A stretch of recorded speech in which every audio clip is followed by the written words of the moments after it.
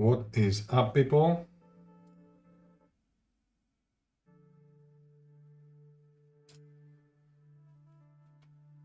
I hope you can hear me well, because we are back. We are back to painting. Welcome, everybody. I said I will be a little bit later today, but the plans has changed, and we are more or less in the regular timing. We're gonna continue with our beautiful Proteus Land Raider. We're gonna do the black here on the inside and out, and we're gonna do the weapons. And in some breaks, we're gonna do these guardians. And the goal is to paint them similar to this guy here. Oh, let me focus this. Momento. There we go. Like so. So this is the goal for the guardians. We'll see how far we can progress them today. But in general, this is the main focus. I already put null oil over the last cannons, so this is dry. I know I need to put it more places, so I'm gonna start with it and let it dry. Then we're gonna do silver these places here, as well as these places. And I used magnets, as you can see, so I can remove the weapon anytime. It's easier for transporting, it's easier for everything in general. Good morning, Iggy. Welcome. Happy to have you here today. We're gonna do these the screws all over with lead belcher or trash metal, we'll see. I have to check how they paint these, rocket. I think this is like a missile launcher, the one-time missile launcher, one-time use. I'm gonna have to, very carefully do the black line as straight as I can, basically. And then we're gonna start doing the, how we call it, the highlights, the scratches, all that fun stuff. So let's start and go ahead with null oil, because it's gonna be used here. I'm gonna use null oil, and then I'm gonna use dry brush, and in the end I'm gonna choose some places that are gonna be black with scratches. I think maybe this cover, because this is the same cover like it's on the side of the Land Raider here on the panel. So I think I'm gonna paint this one black. Should mix up pretty well. So yeah, let's put some null oil, give it a little shake.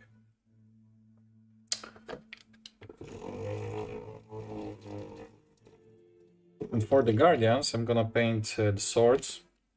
I'm gonna do null oil as well, because they have metallic fragments on them. So actually I will do it at the same time as I'm doing this.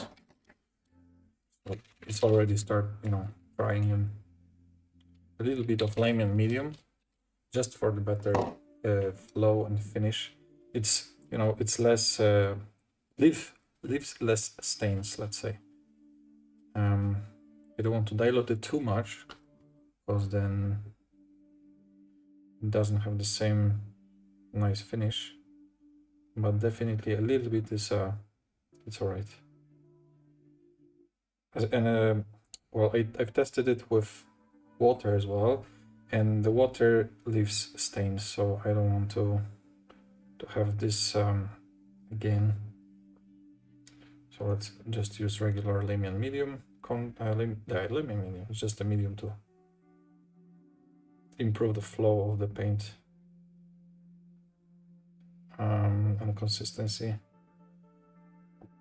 Have to paint a few places that I missed yesterday. I just the lead belcher finished on my palette, and I just was too lazy to add a little more and continue painting. Also, I wanted to finish the stream, so we're gonna do it today. Unfortunately, maybe you don't see it here. The quality of the video is, you know, it's alright, but could have been better.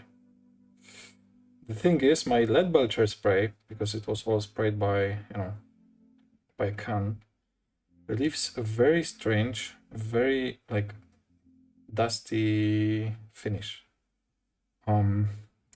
Basically there's a lot of silver, small silver dusty things all over the silver metallic parts that I was spraying, and they are mixing up with the wash, which is terrible. I mean, I saw it before, so I was trying to remove it as much as I can with a brush, you know, just to, you know, dust it off or something like that.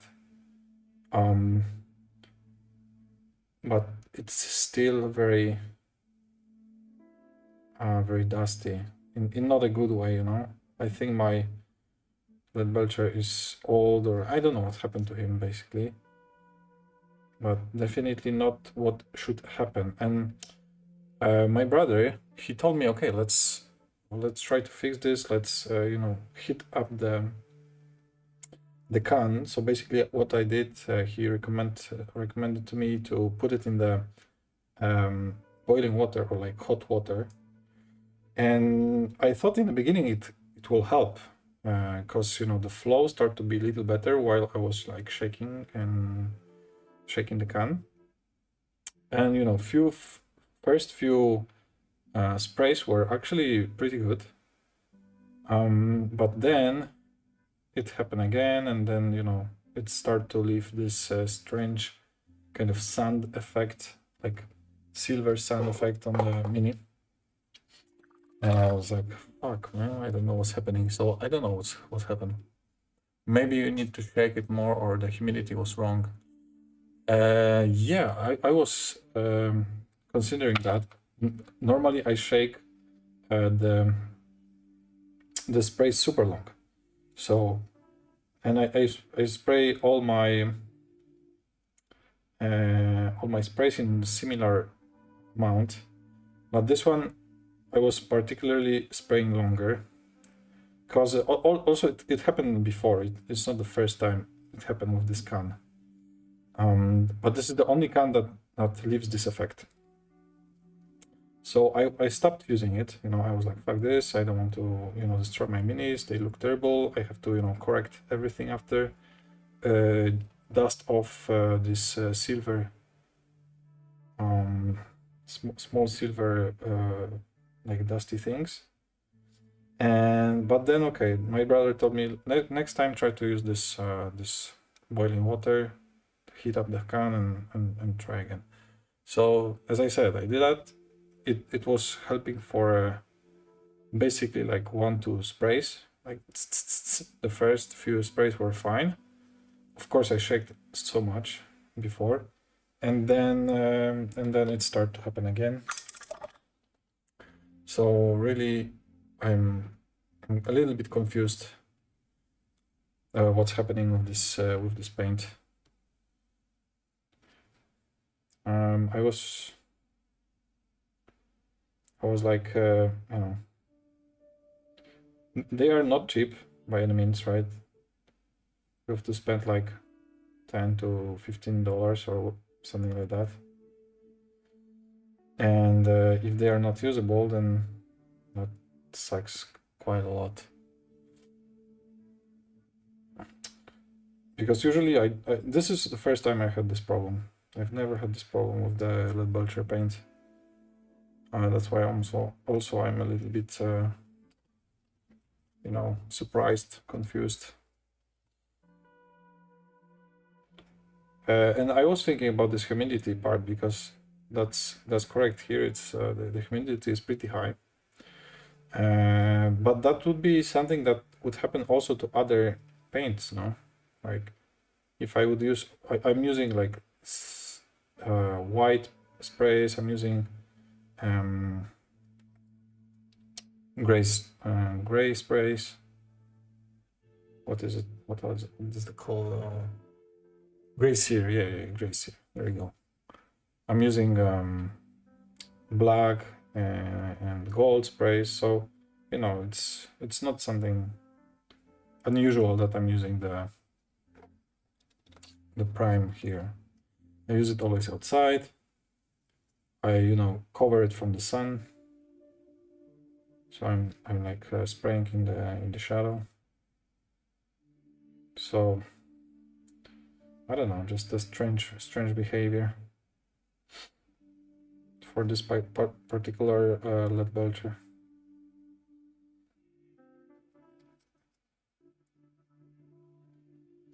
But okay, I sprayed some minis over the weekend.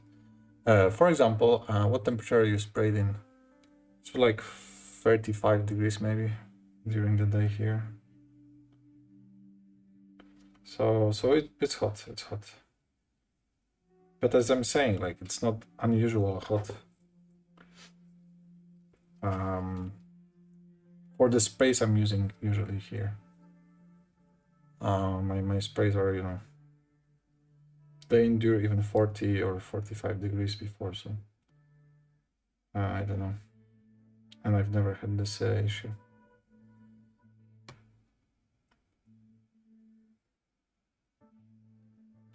But I guess that can be something that I should maybe consider. I mean, I can try to spray it at home, I guess. 35 Celsius is way too much for spray painting. Yeah, I mean, I know. What can I do though? I don't have much choice. As I said, maybe I can spray at home, but this is a terrible idea because it's not gonna leave the smell and the toxins. I should always spray outside. Maybe I should try at night. At night it's like 30 at the moment. So it's a little bit better than day. During the summer though, there is no other option. The outside is 35 during the night, 45 during the day, or 50. So not really a possibility to change that. I don't have a room, that I can spray in safely, or like hall or anything like that. So unfortunately, I have to spray where I can. And I agree, it's too hot. I mean, this is no question, right? But this is just something strange that never happened, because this is not the first time I'm spraying in these conditions.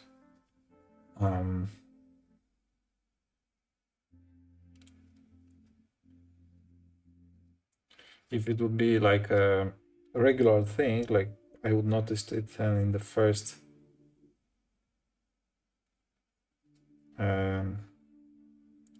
spray, right? As I'm here, then for sure I would just not do that at all. In this case, I was a little bit confused. Okay, so non-oil is done on the parts here. Now let's keep it, because maybe I'm gonna still use it. I will not throw away. I recommend buying spraying both.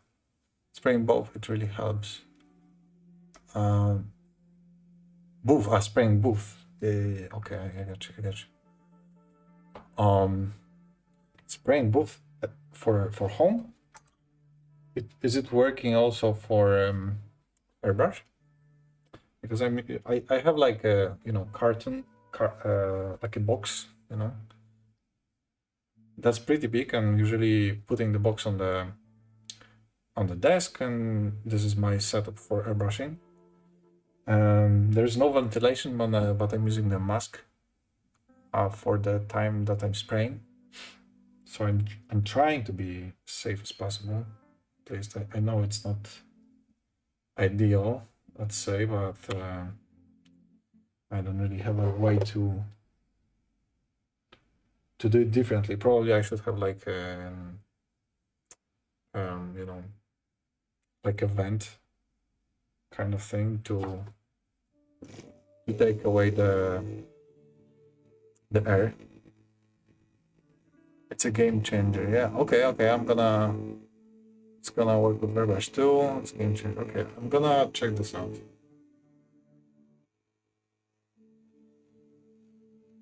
And I also think I should wear, actually, for airbrushing, some kind of glasses, cause you know, using the, how we call it, using the mask, like to get good ventilation, I think it's good. It's working. You know, I don't have problems with that at all. I don't feel it in my nose. You know, I don't have big issues, but I think it affects my eyes. So I probably should start to use some kind of glasses, or I'm gonna try to do that next time. But then my, you know, visibility is not as good. Like, you know, with this kind of miniatures, you probably want to clearly see where you're spraying. And I don't know. I will see if there is a chance to fix a booth with the vent that is, you know, taking the air outside. Because the problem here, opening the window and putting like a kind of an AC unit, or, you know, this ventilator, this vent on the desk, and then, you know, taking the pipes out, it's tough, man. Because, you know, with the weather like this outside, like 40 degrees on average, you don't want to open windows, man. You don't want to open windows. You want to close the windows, open AC, and just, you know, get out from the windows as far as you can. So that's the thing. That I'm like, normally I would do it right away, right? I would just, you know, put the vent on the desk and start connect with the window and take away all these dusty fumes that are happening during airbrushing. In this case, I'm hesitating a lot, because, you know, because the humidity in this case is gonna be super high inside, because there are other, you know, issues. The amount of AC that I'm gonna use, you know, it's gonna be blowing over my head constantly to, you know, cool down the room.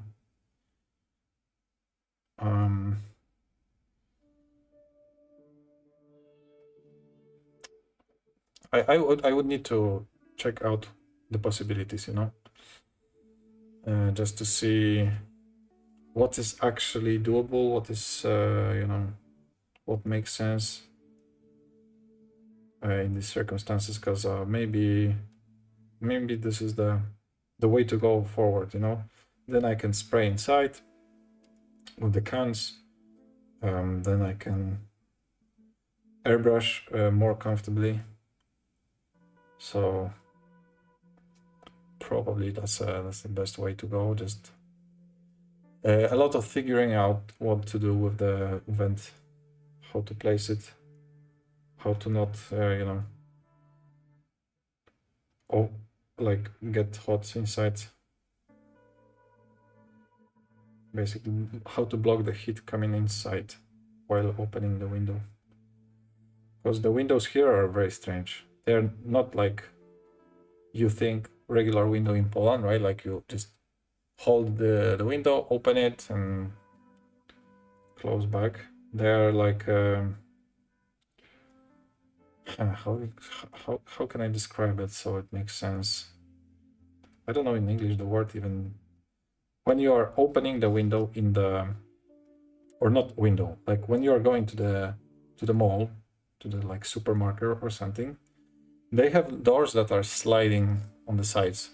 They are doing like this. So the windows here are doing the same, but they are like over each other and they are sliding, and you open by sliding the window. So you don't open like in or out, right? But you're sliding.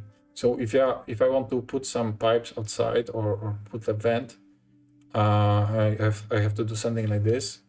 Then this part is completely open. Put like a small box, like the pipe and the air coming out. And then there is a lot of like room over it, but the heat is coming inside. Spraying booths have their own ventilation mechanism. You just need to put air discharge pipe outside the window and you can spray all you want inside. It also falls into the suitcase. Yeah. Okay. Yeah. I understand that. Just the thing that this pipe that is going outside. When I open the window like this full like basically half window is totally open, and then I guess the pipe is probably this size, right? So this top is completely open, and the air from outside is coming inside. So I have to just figure out how to manage this this open space, and then I probably can do the poof, because I agree this is actually a pretty good solution, and maybe it will help with priming stuff and all that. During winter it's not an issue. During winter it's like 20 to 30 degrees outside. Sometimes during the night it's going down to 16. So it's actually it's all right. I guess similar weather to summer in Poland. I think I can describe it this way: like summer in Poland, this is the winter here.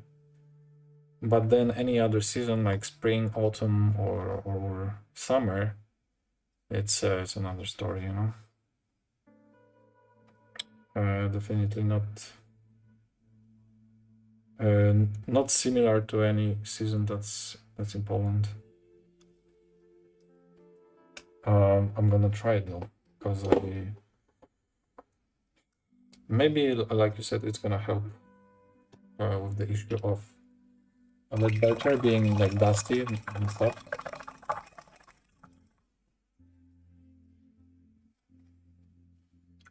And I believe it can help. Okay, let's use now the lead trash metal from SK75, and I probably should change my wet palette because it's full. Look at it, guys, it's completely full. You're living in Hawaii or something? No, I'm living in the Middle East. It can get hot on the desert, They are known for being hot.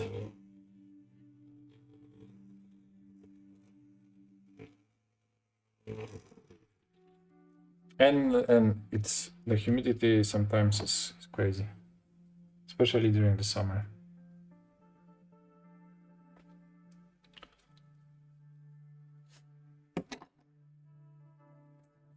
I'm gonna paint this silver these I don't know, screws or whatever. I don't know the weather in Hawaii though. Maybe it's similar.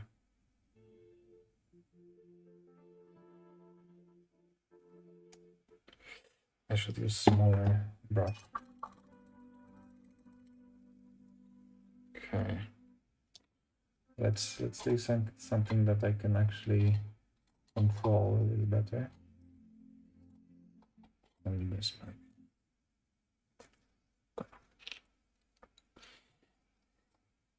I wish to live in Hawaii though. That sounds super cool.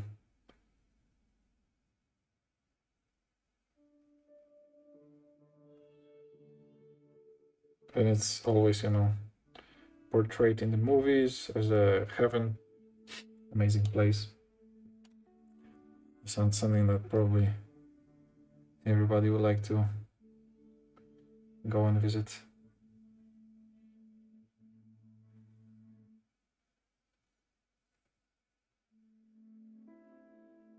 Okay. I don't know, maybe I will need to use 2 layers, we'll see.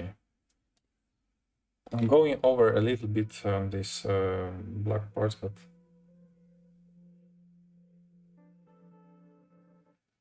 I'm gonna correct it again with black, just to have this smooth finish everywhere. Also, I need to correct the line just to be super straight.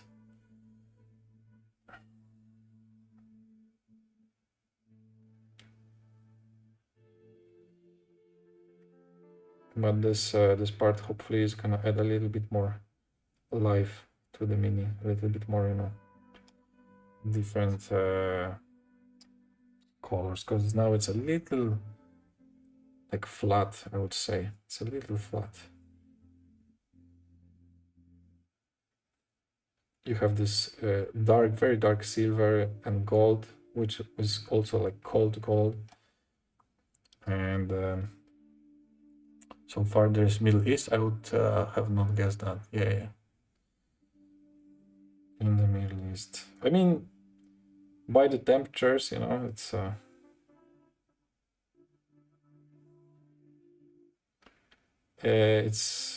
there's not many places on Earth that have these temperatures regularly. But yeah, it's all right, you know, living here. I'm already like 8 years living outside of Poland, so definitely you can get used to that environment. And also, like, it's pretty fun in terms of like going outside, you know, because you have like one set of clothes. You have just the shorts and t-shirt and flip flops, and that's it. I own very few like long pants or basically I don't think I have like one hoodie, just for some winter night weather, which is like 16 or some. No, I think the 16 is already very low, and sometimes it's windy, so then you might use a hoodie. But other than that, you know, every day shorts, t-shirts, flip-flops. You don't need to think a lot going outside. It rains like twice or 3 times a year. It was actually raining last week one time for like 1 hour, and it flooded some areas in the country. Fortunately, my house was fine, but the last year rains were quite tough. Our front door were, you know, you can say almost underwater, and there were some leakage on the roof. So the rains here are not. I mean, in the architecture here is not built for rains. At work, you know, there was so much leakage that I couldn't come to work. Some shopping malls were absolutely destroyed and flooded.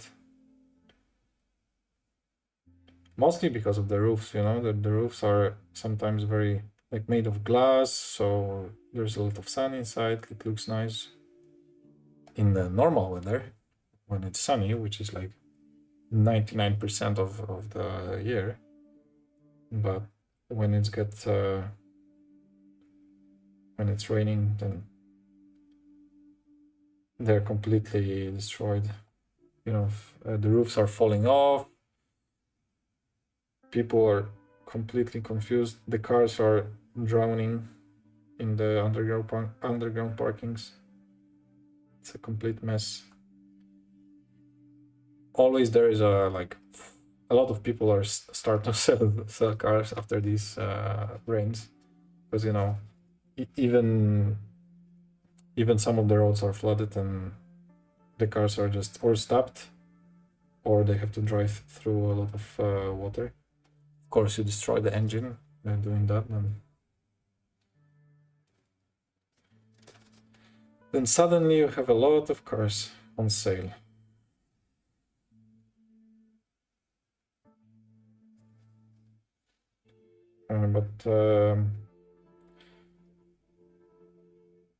Fortunately, my place where I'm living is a little bit higher. There's there's on the street, there's a little bit of like a small river. Even on heavy rains, the drainage is all right, you know. It doesn't flood that much. If there are any problems, it's usually from the roof or from the balcony. If the water is coming inside, but you know, we found a ways to manage that. And our maintenance, it's good. So the guys, if there's any leakage, the guys are coming fixing that, and we can continue function normally.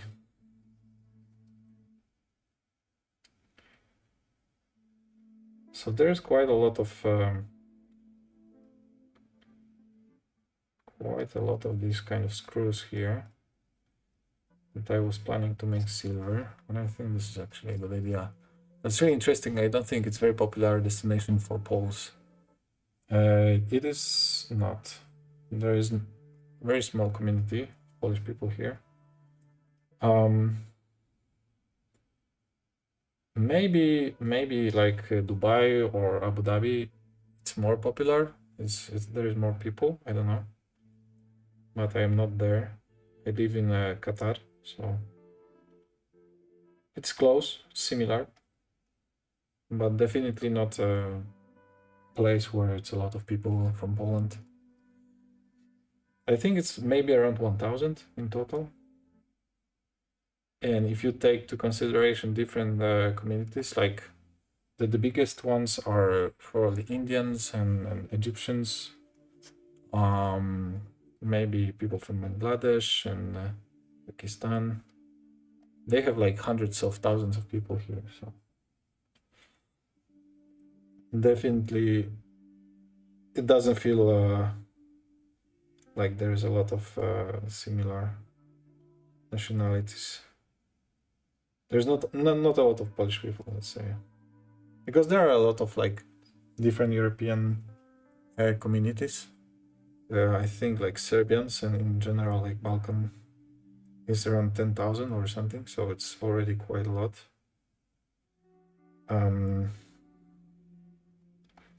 Then South America, you know, it's also in thousands, like Brazil and Argentina, and you know, in general South America, especially after World Cup.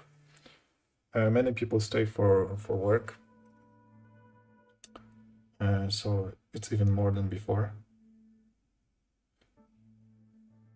But of course, the biggest communities are from Africa and Asia. Okay, there's quite a lot of people from UK and USA because of the, you know, energy and military bases. But so that's another big communities that are more Western, let's say. But of course, the biggest ones are Africans and Asians. And I'm saying like a more Middle East Asian. Of course, Filipinos. It's a huge Filipino community here. Also more than 100,000, I believe, like maybe 300,000 or 400,000. But I am not sure exactly about the numbers. Maybe you can check it out on the internet. But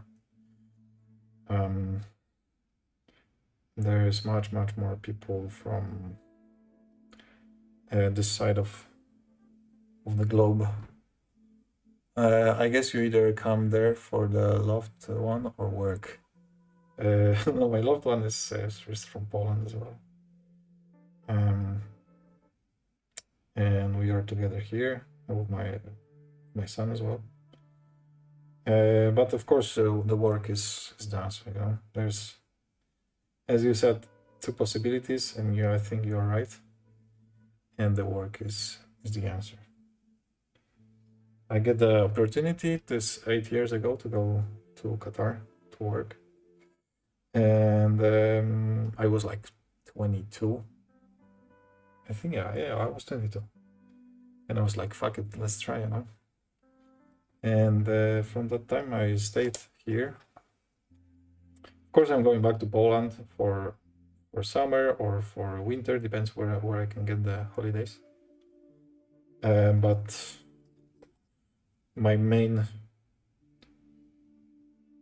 you can say, like, living place is in Qatar. Maximum amount I was in Poland for that time was during this time was for the COVID, because I took like 1 week vacation for during the Easter holidays to visit family, you know, just go 1 week to Poland, spend these holidays with the family. And of course the blockade happened. I literally landed in Poland like 1 day before they blocked the airports, and I couldn't come back. So I stayed like 6 months in Poland without the chance to going back to Qatar. And I mean, it was, you know, it was fine. Good work, good time. No work actually at all. But fortunately, I didn't get fired, so I'm very happy about that. It was quite. I was quite lucky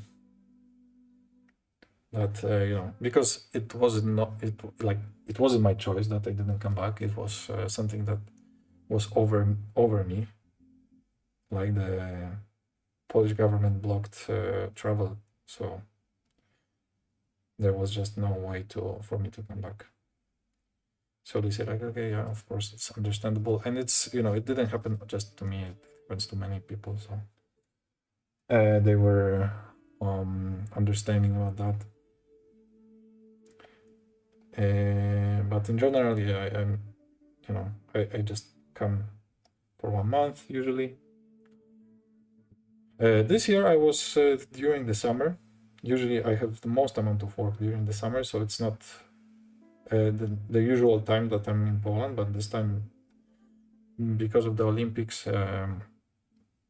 I had break, so I could come for 1 month. You know, visit friends, play some. I played a lot of Cursed City. I played a lot of. I started to play Age of Sigmar.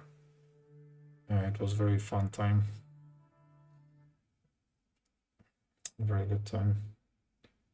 And I like to visit Poland. This is you know, this is something I want to continue for like, this is my always destination. You know, we had this issue that we never go anywhere for holidays because we want to just go to Poland. This time was first time after 10 years, like we are together, or 11 years together with my wife, that we decided to go to Spain. You know, our son is older, we can leave him with grandparents. It was first time we could finally go together to some other place than Poland for vacation. So we went to Spain, and it was amazing. It's an amazing country. I you know, everybody knows Spain is amazing. I think this is like a common thing. But it actually surprised me a lot. We stayed with my friend in Spain. He's Spanish guy, and we stayed for like 3 days with him, and then we changed cities. And he showed us Spain from totally different perspective. It was like a middle of Spain where there is no tourists basically. There are just locals. The life is based around farming. Huge amount of space that is only for farming and forests. Very low urban life, and the nature is absolutely amazing. The mountains, the forest, the history behind them. I visited the. You plan to stay in Qatar forever or come back to home country one day? Okay, I'll finish the story about Spain and I'll answer that. So, one of the most amazing things that we visited was actually probably most of you guys know the view from the movie Lord of the Rings, the view on Edoras. This king's castle for Rohan king. So this Edoras is placed on huge mountain, maybe like a big mountain, big hill. It looks amazing. It looks beautiful. It's a very cinematic scene. And we visited basically this kind of castle. Of course, it was ruined, but this is it was huge, and there was nobody there. Nobody. It was on the huge hill. It was surrounded by a lot of layers of ground, and I don't know. This was something that in Poland, for example, would be commercialized, and there would be tons of people visiting this place. Like in Malbork, for example, this is the biggest castle in Europe, and most of the castles in Poland in general, they have tourists and people showing you stuff and selling you souvenirs and all that stuff. So this place was absolutely amazing to see. It was one of the oldest castles, Islamic or Arab castles in Europe, and it was completely abandoned. There was nobody there. The beautiful ruins, the beautiful view from there, because it's also on a huge hill. We were there we spent there 2 hours just walking around the walls and walking on the towers and watching the place, watching the sunset was something incredible. And there is so many places like this in Spain, and this was the biggest surprise for me, that this is not so. If you find proper place, you can actually avoid a lot of tourists, and it's very calming and a lot of nature. Regarding my plans for the future, I don't know. I have no idea, because I don't usually like to plan. You could probably see from my streaming schedule that I don't like to plan, because I don't have a streaming schedule. And this is the same for my life for the future. It's whatever happens. I'm just going with the flow. If one day they decide to fire me, then I will go back. If they decide, if I decide that I don't want to stay anymore, then I will come back. If I get better opportunity somewhere else, then I will change. So it's all about, I'm trying to live a life day by day. Of course, I have to do some plans sometimes, but not regular people, right? Or I have some dreams, or I have some general goals. But I believe that, the happiness, so you may one day live in Hawaii, yeah. I may, why not? I'm definitely open to any destination. I loved Spain after the visit, of course. But I am totally open to go anywhere. So we'll see. We'll see. I can go either way, but more to the west, more to the east. I'm flexible. I know a few languages. I can communicate, I think, with everybody in the way that it's enough, to start somewhere. When I plan something, there's always is a fuck up that change everything. Yeah, exactly. So, well, I was a person that plan everything to every minute. If you know me from like 10 years ago, I was like 20 in university. I had my plan for every minute in the day.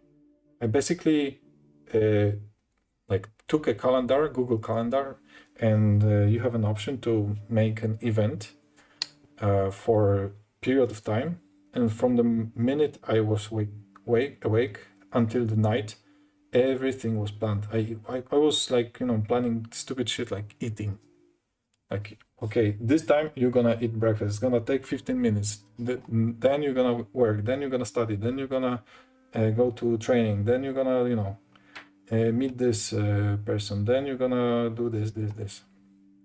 So I was, you can say I was a little bit obsessed with planning. And as Iggy says, it's always something happens. Like you cannot plan every single minute. And when something didn't go well, like didn't go as planned, I was feeling, upset, defeated, like why it's not going as I wanted. Because it's the life, the life isn't what you want, it's whatever happens. You don't control everything. You don't have a power over other people. You don't have a, say over like weathering conditions, over like sometimes people didn't come to work or university or whatever, or something get rescheduled, not from your fault. But then all of a sudden the plan got totally changed, and I was like kind of lost, you can say, and upset. Fuck, I wanted to finish this, I wanted to do this, blah blah blah, and I couldn't. And it just destroyed the mood, and it destroyed the like the happiness. And right now I feel I can say about me at least that I am a happy person. I mean, like I'm not like happy or funny, but I'm smiling every day. I'm content with my life. I enjoy my life. I enjoy my work. I enjoy my family, my friends. Like it is what it is, just living day by day, trying to enjoy every minute. And always also something that I've changed, it's not always about improving it. It's not always about being better every day. You are who you are. If you want to achieve something, then probably you can get better, but you don't have to be better with everything. You can be normal. You just, sometimes trying to improve everything in your life makes it very draining experience, because you try to be perfect in all you do, and you don't need to be perfect. It's whatever. But this is something that I've learned to do. I've been to therapy. I've been to some different processes to understand myself and what makes me happy, and what kind of life I want to live. Do you often use word Habibi? Habibi, welcome to Qatar. No, I do not often use Habibi. That's well, Habibi refers to usually to a male like dear person, like male lover, right? Like it refers to mostly to the men. So if you want to say something to your lady, in my case, for example, I would say Habibti. Habibti is more refers to women and to the loved ones. But Habibi is I don't. We use different words that I've learned here. It's not so common in Western culture. I actually this is some. I think you should guys know whenever you're gonna meet someone, it's not even only Arabic. I would say it's in general a Muslim person. You can use inshallah. Inshallah means if the God allows. We have a saying in Poland, jak Bóg da, and it means exactly like if the God allows, like if the God will give you, it will happen. Here it is basically it has two meanings, right? Because everybody is using it. It is like a common word now. It's not like something, like in Poland you would use it in a church context, like in the religious context. Here, nobody is using it in this ways. They are using this word instead of like hopefully, or haha, I heard inshallah from the memes. Yeah, exactly. So this is the inshallah. So hopefully, or which is I think it's more funny and more accurate. Inshallah means basically no.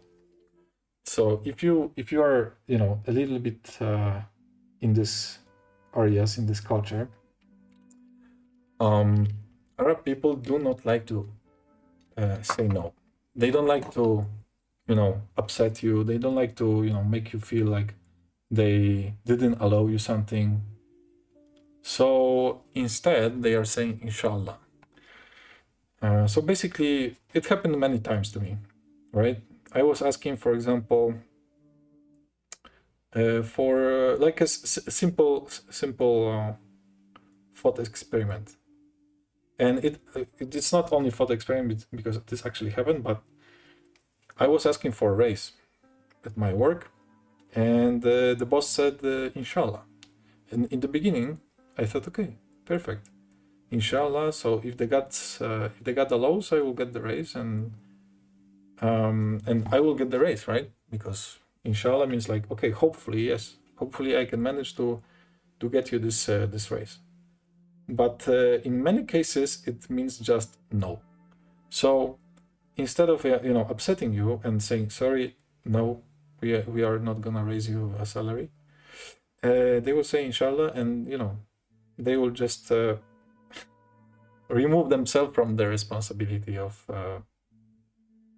doing such a thing or upsetting you or anything.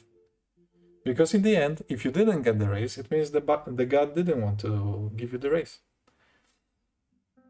Of course, it's it's not exactly the truth, right? But or I'm asking for some documents from my work, right? I need to fill up some documents regarding visa or whatever, and inshallah tomorrow. This is very common word. Like inshallah tomorrow means basically maybe next month or next week. It's already, it's like would be very, very direct and very fast. But if someone says inshallah tomorrow, it's usually I'm waiting around 1 month. Inshallah next week, I can wait until 6 months. So there are many cultural differences that for us are completely strange. I used to work in Poland, so if someone asks you something, right? If someone sends you a message, hey, can you do that for me? You are doing it straight away.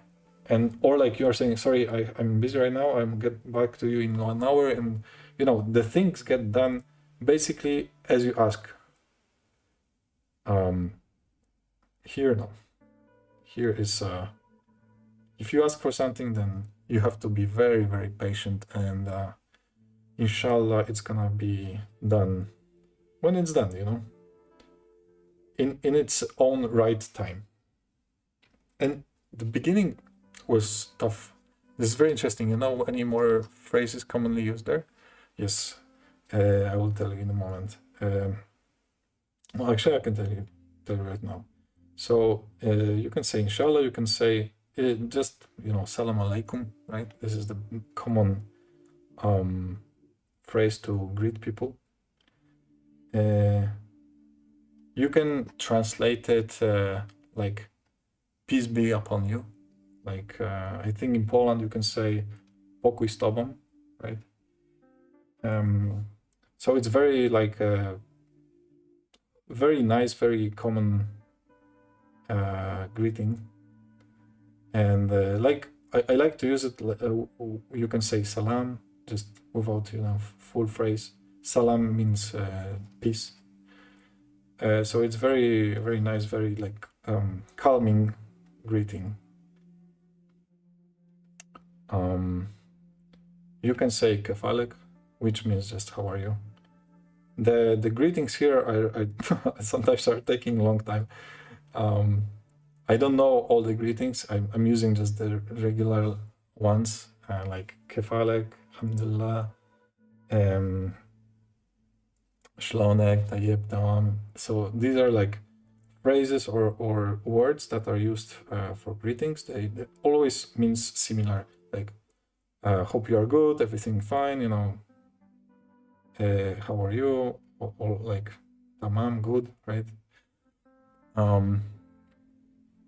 But very, very, very common to say is alhamdulillah, which means everything's fine thanks to God. Like thanks to God, I think is the direct translation.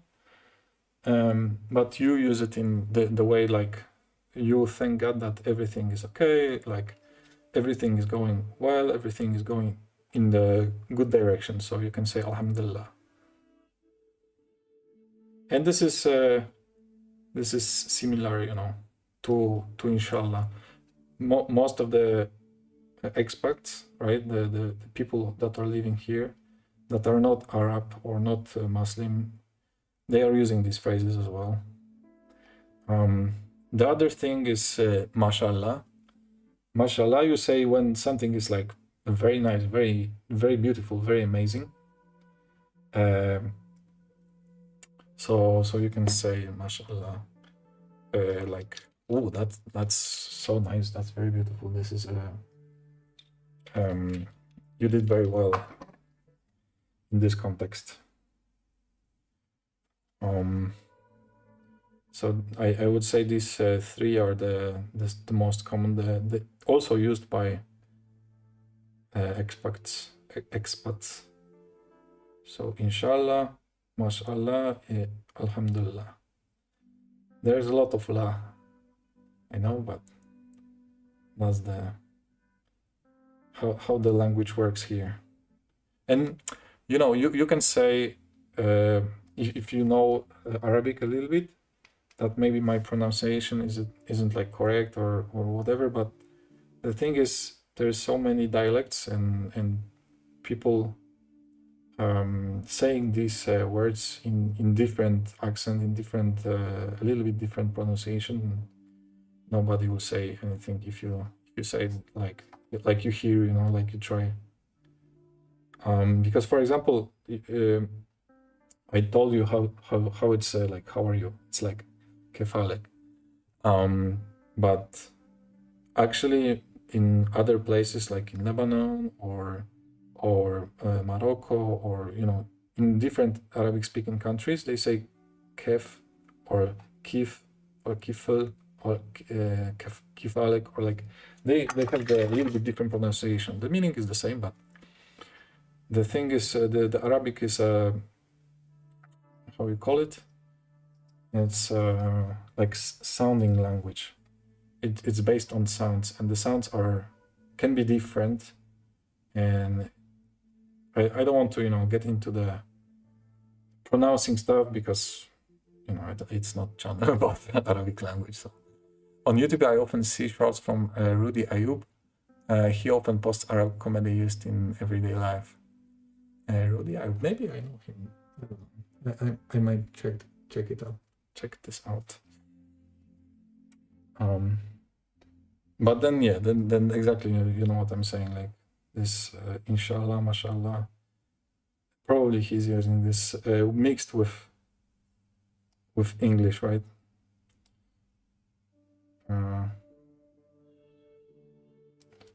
Maybe this is the same guy. Actually, I'm thinking about. There's a like comedy guy living in Dubai who is making sketches, and you know, like you said, everyday life. He has some sketches from his podcasts that he's doing.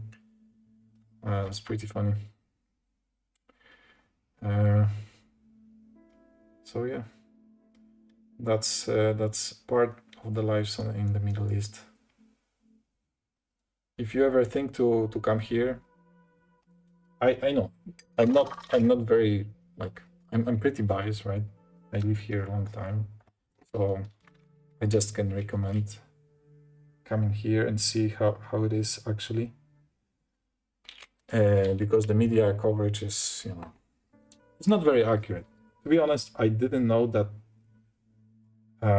what is Qatar, if Qatar exists. Like I knew about Qatar just from one news about handball.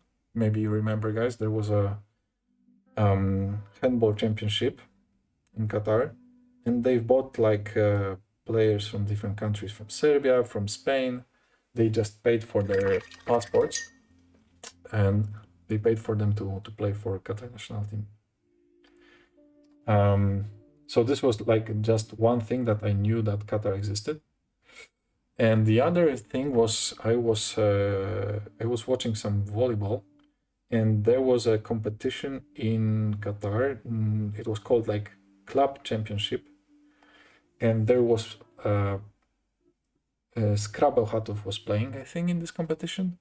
Skrabel Hatov, I think some Brazilian team, some Italian team, and local Qatar team, Al Rayyan. And it was 2016 maybe. No, before 14 or 12. And I was watching this because it was they changed the rules. They said it's the first attack in every after service, it has to be done from the second line. So they changed the rules of volleyball a little bit, and it was something interesting, something new I wanted to see. And in that time, I saw for the first time, you know, these people in white taubes, you know, with white, you can say like a turban, I don't know, hat, dancing with swords, and you know, sitting on the tribunes in this white taubes. So it was totally strange and different. You know, I would never expect that I would finish actually in the same place.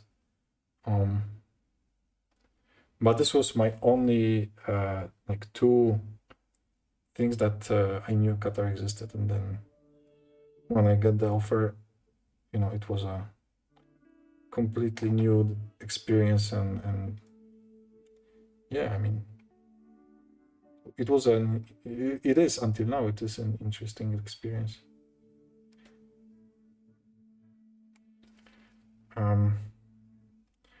But okay, I don't know if it's interesting for you guys talking about you know, living in Qatar, or yeah, I should stick to talking about Warhammer, which is for me personally it's a little bit more interesting, but you know, I don't mind talking about this.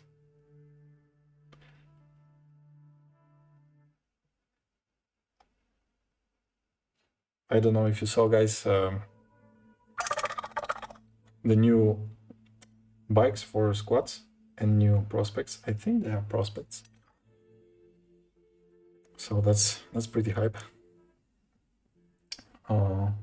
Also yesterday, I had a conversation. So please don't tell her, but I had the conversation with my wife about Christmas presents and all that stuff. And I've sent her like, what would I like to have for present. So hopefully I'm gonna get a spearhead for Cities of Sigmar. That would be awesome. But we'll see. I don't know what's gonna happen. The Santa Claus, if he's gonna bring what I wonder now. But usually he has pretty good sense of what I like. Last year I got some Necromunda stuff, terrains, and I think I got the new Necron Lord, which was very sweet, very nice.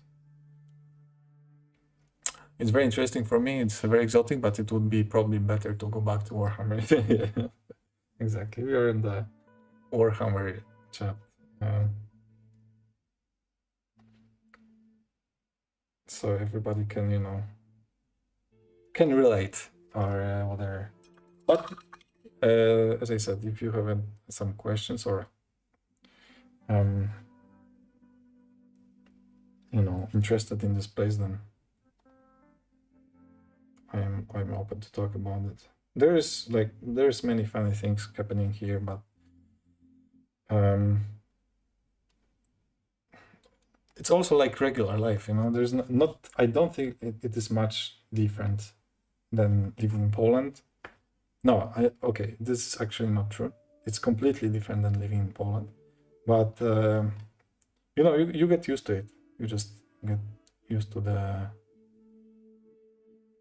weather, used to people, get used to their culture and how they operate, how different they are in terms of managing stuff. And I had many situations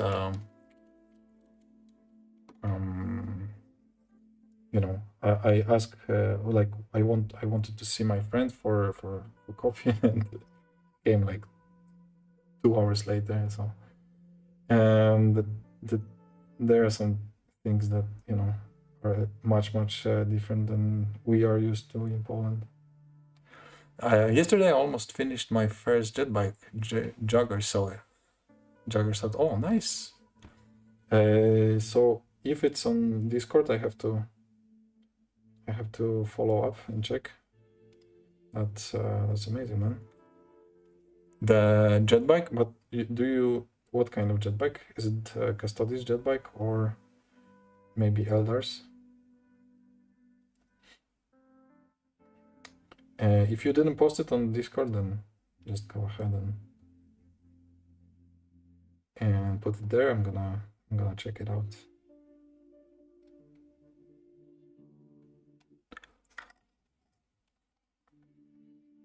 I love especially the Forge War jet bikes of Custodes. These are one of my favorites, and of course Eldars. Eldars are, for me, the masters of jet bikes. I'm not quite sure about the jet bikes that are the new jet bikes with with snipers on them. They are quite weird, but the Shining Spears are definitely very good, amazing miniatures. The Wind Riders are great. I love the jet bikes from Harlequins as well. Standard issue custodian jet bike, yeah. I see. No, this is they have. I like the jet bikes because they remind me of Harleys. I love Harley motors. If I knew how to ride, I would definitely choose Harleys. And they have basically like flying Harleys. So that's awesome.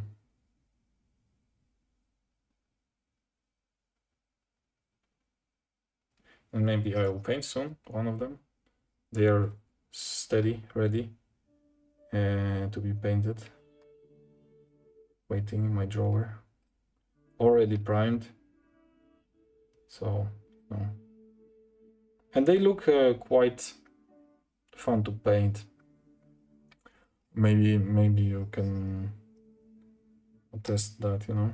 They look like you just go with the dry brush. I mean, with the wash dry brush. There are a few parts like leather parts. They have a little bit more leather than the regular guys, especially on their pants, and they have this leather boots, a little bit different than Custodes. They have more similar armor to Venatari squad,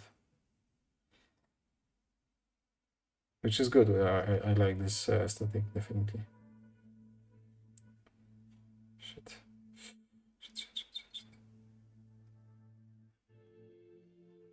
Is this okay? Fuck. Yeah, this is okay. I'm checking because the line here is stop the line quite a bit. Okay, we're gonna manage. I want to buy these custodian Forge bikes. Finally, maybe I'll buy like 3 or so. And then I was thinking about carrier as well, like this custodian transport, and some spears for guardians. This I think they are called like Adrasite spear and Firite spear. So they have like Meltas and this Adrasite destructor. Because I still have to assemble few squads of guardians, so I think to put these spears instead of the regular ones, you know. I have enough regular ones. So that would be something. That's the plan for the future shopping.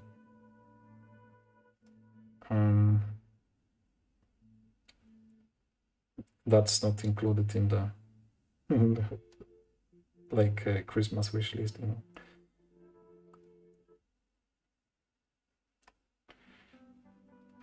For Christmas, I like to have this something totally different, new. And the Cities of Sigmar, it's amazing.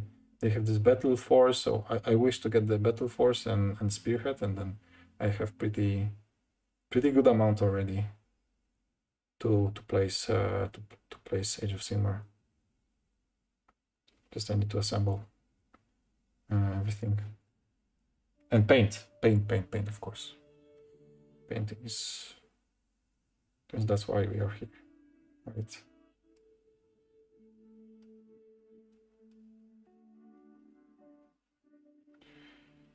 But finally, when I'm done with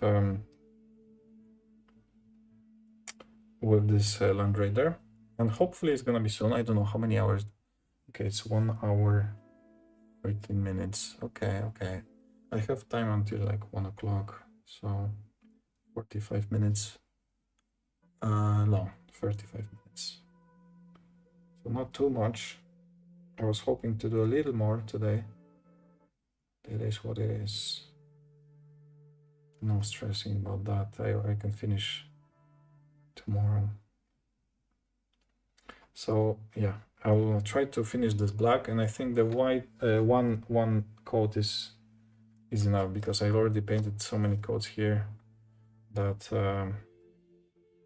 you know, all the time correcting is just senseless. I have to start doing actual stuff on this black, some highlights, some damage, so it start to look like we are getting in Okay, I have to do a little bit more black next to this silver screws because of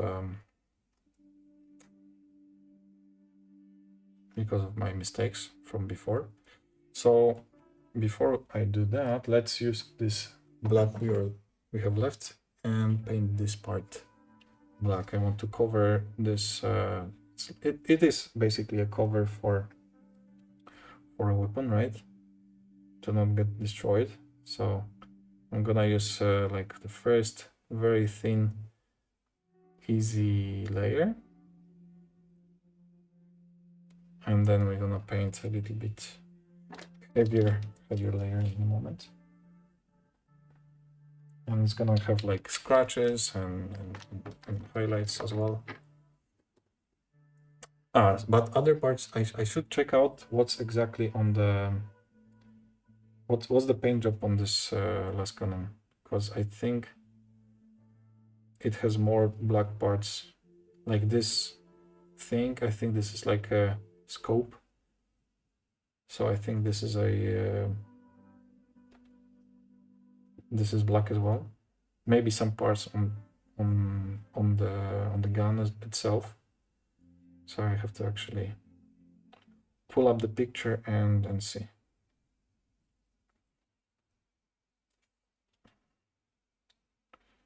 Okay.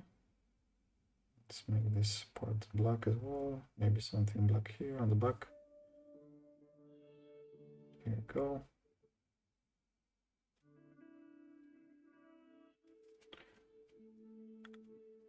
After my firstborn Black Templars, I'm going to paint Grey Knights Terminators. They are already assembled and sprayed. Okay, nice.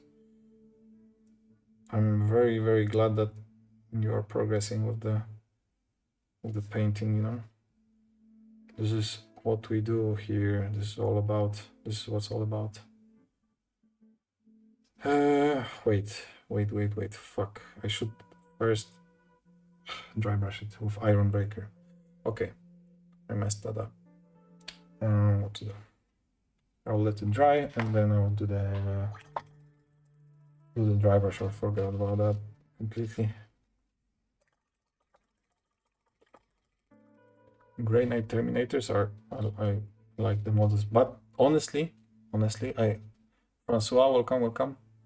I'm so not at mood to sit in job today and still 9.5 hours left till the game. Damn. 9.5 hours. That's tough, man. I do not envy you, definitely not. Welcome back, Francois. Long time no see, huh? Yeah, hopefully you do well. And all is fine. I know it's late, so I'm surprised you're still awake, you know. But maybe I shouldn't. I remember you were saying that you have like a pretty interesting sleep routine.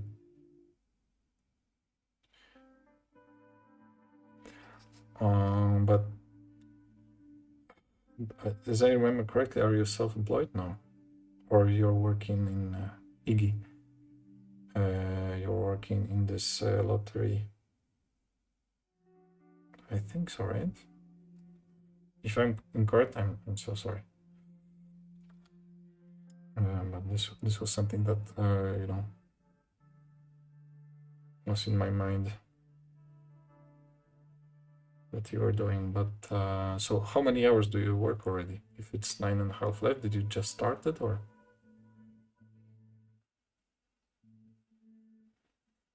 you're working already for some time? Okay. A lot of stuff. Yeah, I remember correctly. Damn.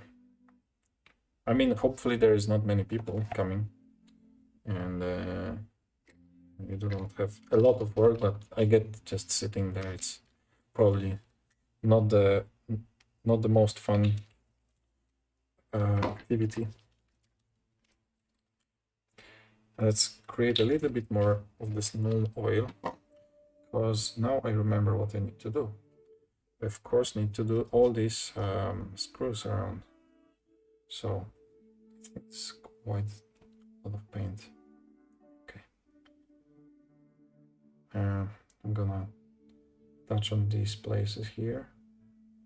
I'm gonna dry brush them after, or no, probably I'll just do regular highlight. Because dry brushing is a little bit dangerous. I don't want to mess up black again and correct black again. It's gonna be annoying to correct everything. So I will do regular highlight. 12 hours, 9 a.m. until 9 p.m. I work on this position 15 years, got used to it. Okay, I see. But 12 hours is tough. It is tough, definitely. I mean, you can get used to it, like you said, but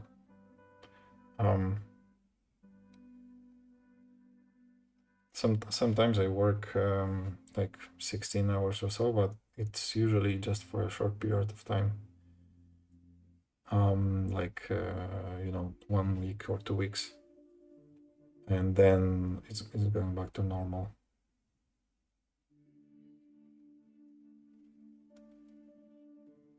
But I guess it's good enough. It's okay enough that you are not like totally drained after work. Because some works maybe you are working a little bit less, but after you finish, you are completely dead. And like some people are working in the school, and working with kids. I'm talking about here, right? I have friends who are working in the school, and working with kids here is tough. It's very tough, even if it's like regular 8-9 hours. Just the the noise, the figuring out everything, the communication, just taking care of them, teaching them, and all that stuff. It's pretty tough, and you have to be all the time alerted and ready to help.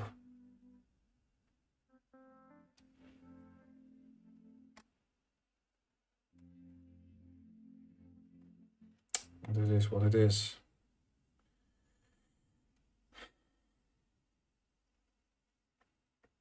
I think it's quite regular, I was we were kids, we were in school, and probably, as most of people know, we were not nice to our teachers. So this actually makes me feel bad a little bit after all these years. Some people were huge dickheads. It's cool. And when you are adult, you maybe realize that these are just people like us, regular people trying to have their life normal. They don't want to fuck you up or make anything like make worse your life worse or anything like that. So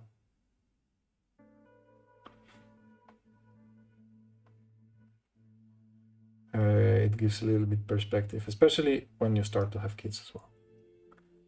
This then you can actually relate how it is,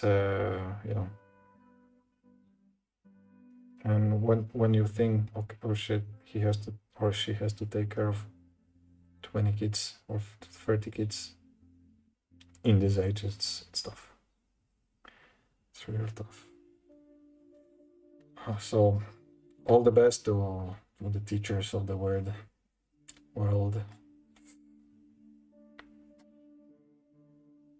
Hang on tight. You're doing an amazing job surviving. Just surviving. And giving giving the education to the future generations.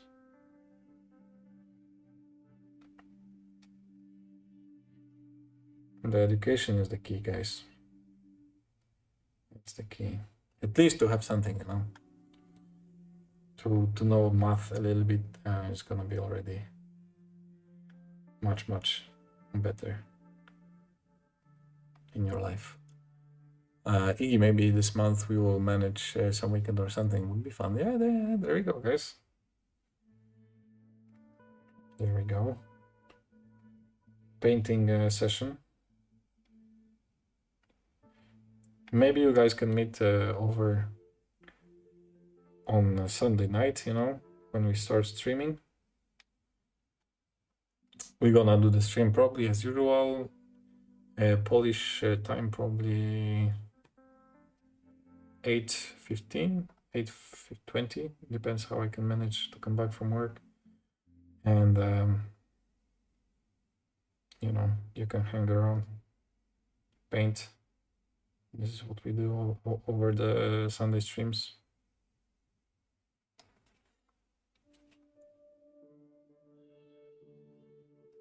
I received yesterday some pictures that people were listening to the stream and painting during the morning.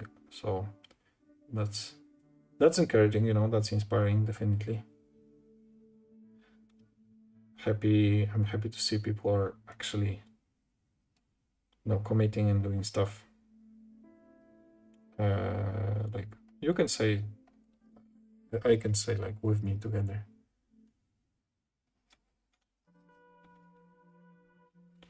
Happy to see that.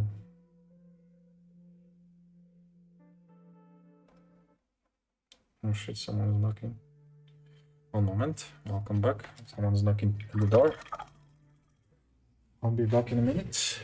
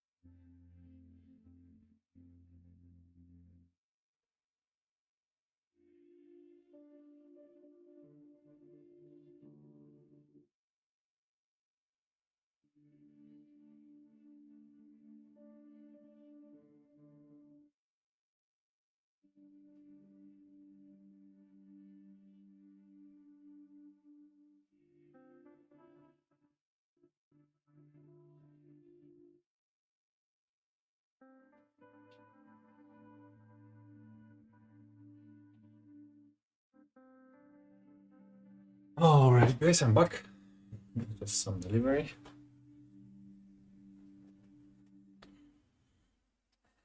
We can continue putting the null oil into the recesses here.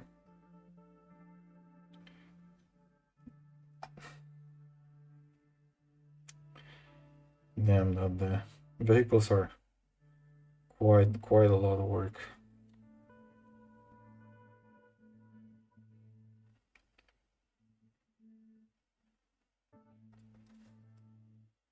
Recently, quite a lot of people here, not here, I mean here in terms Habibi delivery, yeah. Okay. And yeah, about the delivery, this is exactly what I said before. But you know, someone saying salam alaikum, you answer wa alaikum salam, or you just answer salam, and then you just switch to English, and you can, you know, communicate with everyone basically.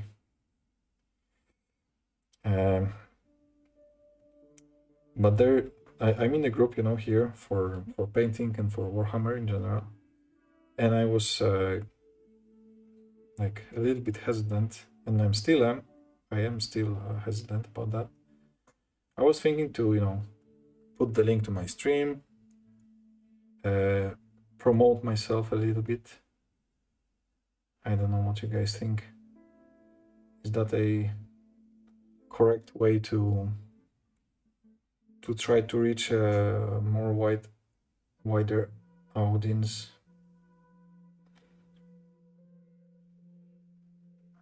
Or should I stick just to a natural growth and hoping that someone will see that streaming is life and just if he likes it then just stays?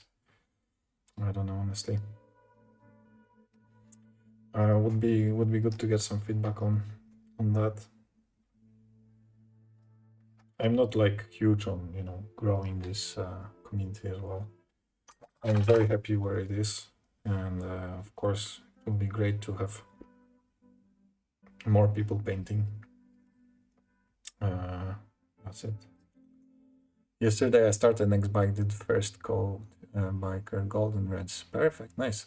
If you want, just share the progress on Discord. We'll check this out.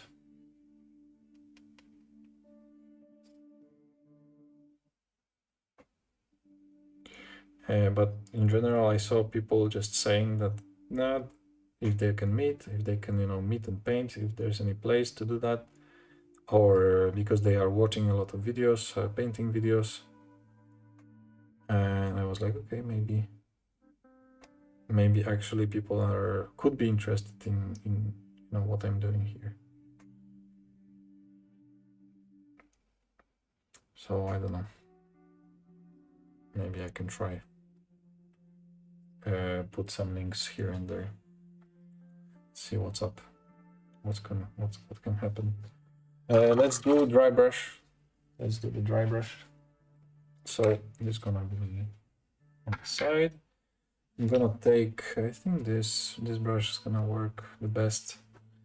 My paper cloth, and I'm gonna use iron breaker. I need to find our iron breaker somewhere. There we go. Regular iron breaker stuff.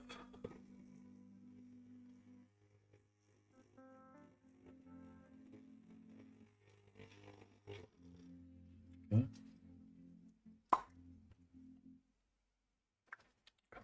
To check it a little bit more. There we go. So we're gonna go ahead and do the weapons everywhere, and then I will just figure out where it's gonna be black and gray, and if there is gonna be any other color necessary. So just a light touch. It's gonna be visible enough. It's not gonna be a huge difference. If there's gonna be like a bigger highlight, like silver highlight, then I'm gonna use a little bit lighter color, like Stormhouse silver, or like white silver from scale. But for now, this is alright. Never hurts to try putting some links. I think you need to test it and see if it works. Yeah. Just I don't know about social media much, and how does it work. I don't have my own business or anything, so this is like completely like my side, let's say, project, like something that I just enjoy and love doing on in my free time,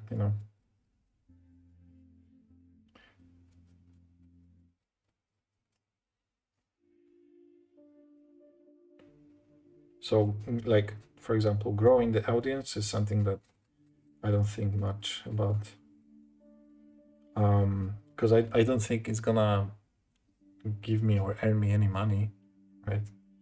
Like, I mean, I know there are successful channels and guys who are making videos and making actual money, and but I don't think I'm at any like kind of painting level or knowledge level that it would benefit people and make them, okay, this guy is valuable and I will give him I don't know, like $5 or something per month. Like usually these people have patrons, right?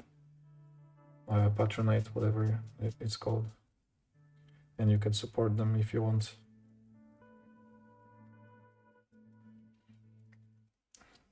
But I feel this is like a step. If I would have, I don't know, 100 people watching or something, then maybe one person decides to, okay, let's give this guy $5, and then I can pay my electricity bill, you know, for streaming for this 2 hours a day covered. And yeah, of course the dream would be like a normal regular job, and to be associated with Warhammer, painting miniatures, playing and all that stuff. This is like, I think I'll do photos after work. Need to find my wife camera because my phone is acting stranger. Yeah. 2 million subs later. Yeah, exactly. I mean, Warhammer community, I don't think you can find that much people here. Like the biggest channels have like 500,000 maybe. Like Squidmar Miniatures or Maniac. So these guys, you know, they are huge in terms of this community, and they can earn some living from their patrons, and that's awesome. I mean, you know, it's a dream job for most of the hobbyists that are here for a long time already. I was always dreaming about my own shop in my city. I had even some plans to just, you know, buy the place and start the business. Problem is, I'm not in my city. I'm not in Poland, so it's a little bit difficult to manage this thing if you are not there. And I decided not to follow with the plans. We already talked with Games Workshop. We were figuring out how are things working with them, and what happened also. It's tough business, man.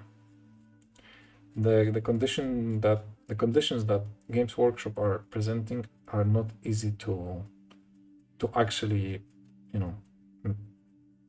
create. You need a certain amount of open hours. You need certain amount of space and things and money to start with them.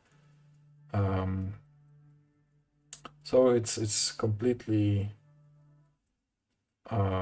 new process for me.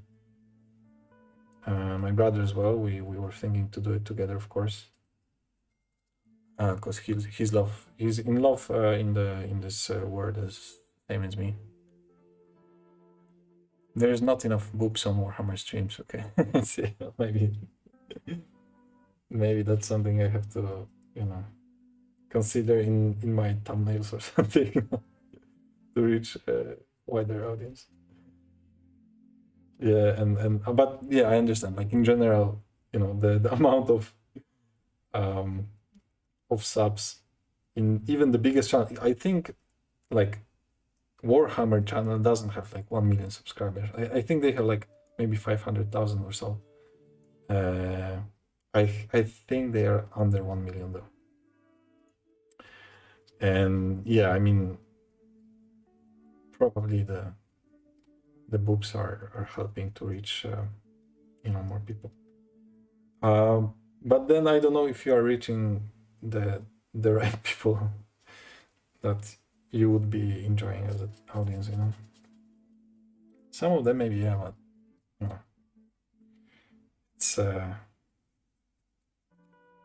it's not. I'm not into that kind of things,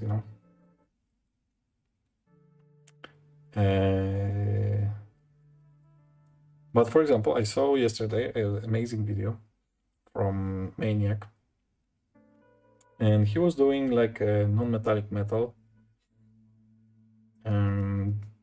video about, I think, Easterling or Haradrim, you know, something from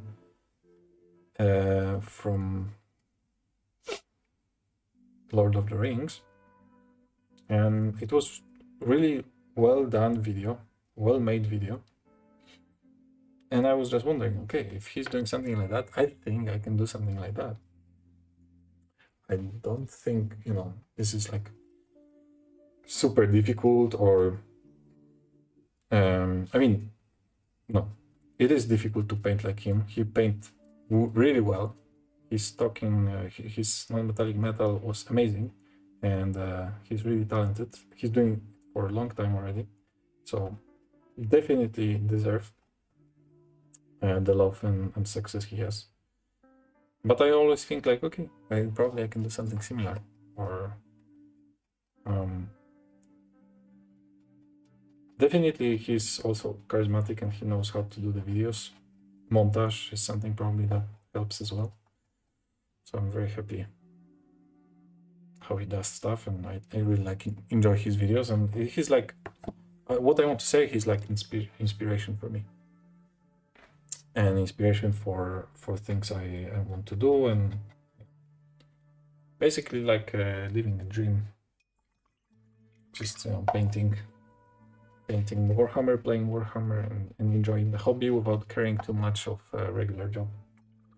Talking about social media, I started my own IG. I've still got a lot of photography to do, but it's fun to finally have some kind of gallery I can look when I'm at work. Oh, okay.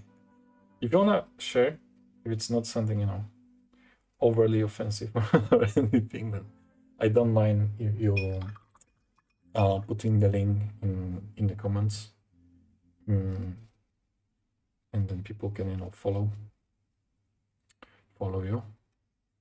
Or I don't know if it relates to Warhammer, then it's perfect. If it's not, then you know, that's fine too.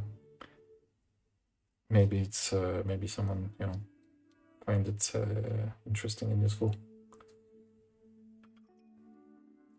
I don't know actually if you can post links in this chat. I don't know if it's unlocked. I think there are some options that you can do or you cannot do. I'm not sure though. But if you want to try, then go ahead. Okay, let's do these highlights on the screws here. So I will just do the. Oh shit! I closed.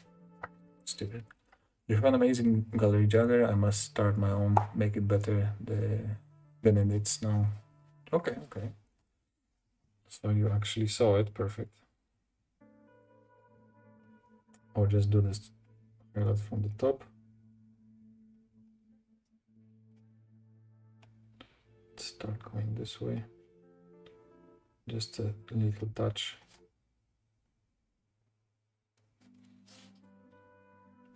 To mark that it's shiny.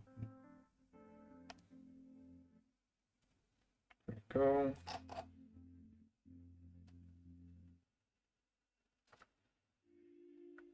I love watching videos on YouTube, especially, to be honest, Cornell, you inspired me to get back to painting. Okay, cool. This is the reason, you know, why I'm doing what I'm doing. And this channel was basically created with my brother this few years ago to promote painting your miniatures, your backlog, especially if you have one. And in the same time, it was benefiting us in the terms of like, we have big backlog, we have to start removing our gray, slaying the gray, let's say. And it was just a easy thing to do, you know. Okay, we were like, okay, let's start a channel that focuses on getting people, you know, from this place of just buying constantly and new stuff, and not painting, only playing playing with gray miniatures. Let's push people to remove their pile of shame while hanging out. And other reason is, you now know that I don't live in Poland. I don't live close to my brother, unfortunately. He's working and living in Poland. So this was something that we want to do, to just stay close,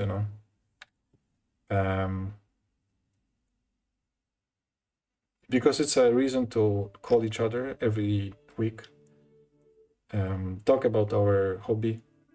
After stream, we stay and talk about what's happening, what's with our lives, and just a way to connect with each other on a regular basis. Because sometimes when you're 5,000-6,000 kilometers away, you're busy with work, and you do not always have time for each other, and these streams definitely help find this time, and just still be close and still stay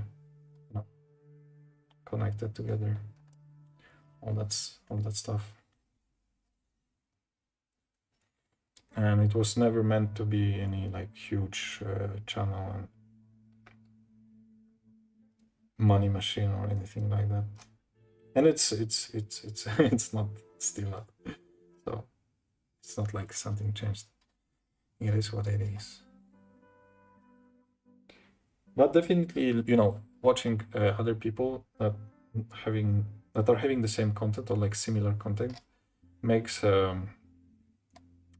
you wonder, like, what if, right? What if you have a little bigger audience? What if you have some patrons, and you at least get even, on the stuff you're buying. Mostly in terms of like, okay, I would like to have better voiceover, not voiceover, better microphone, right? To have the voice more clear, to have the voice more crispy and better quality, or to have the video in better quality.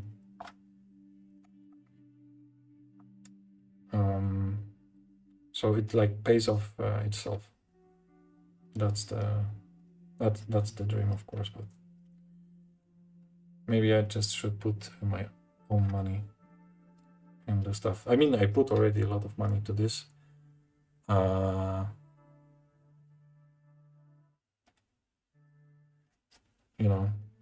have the microphone, I have the camera, I have the lighting setup. So I think already it's not bad, it's alright. But it always can be a little better. Alright, I think I put all the highlights I wanted. How we stay with the time. It's 1 o'clock exactly at my place. So this means I got to go. I got to do some work, actual work, not this fun stuff.